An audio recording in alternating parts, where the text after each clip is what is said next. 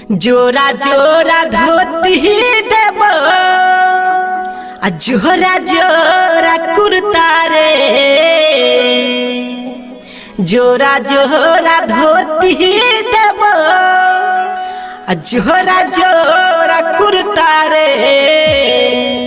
आ धीरे धीरे केस कटिया रे हजमा बउआ के मौसी दबो तोरे रे। हाँ धीरे धीरे केस कटिया रे हजमा बउआ के मामी दबो तोरे रे। हाँ बउआ के मामी दबो तोरे रे। हजमा बउआ के दीदी दबो तोरे रे। धीरे धीरे केस कटिया रे हजमा बउआ के मामी दबो तोरे रे। धीरे धीरे केस कटिया रे हजमा बउआ के दीदी दबो तोरे रे।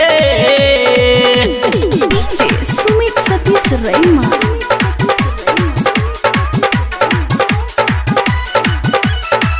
रिकॉर्डिंग भाई उजाला म्यूजिक प्रेजेंट राघोपुर सकरी। बउआ के पापा छे बर अला बेला। बउआ के पापा छे बर अला बेला। मंगबे जे सब दतो कहर में झमेला। मंगबे जे सब दतो कहर में झमेला।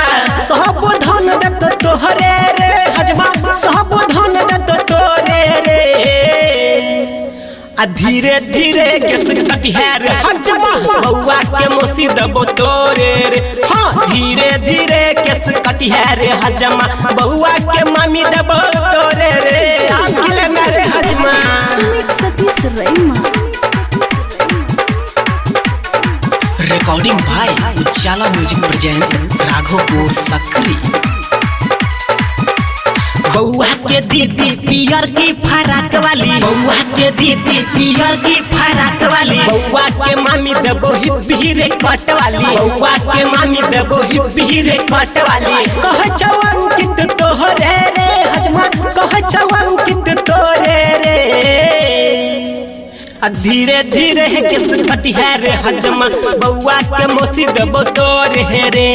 धीरे धीरे केस कटिया रे हजमा बउआ के दीदी दबो तोरे रे।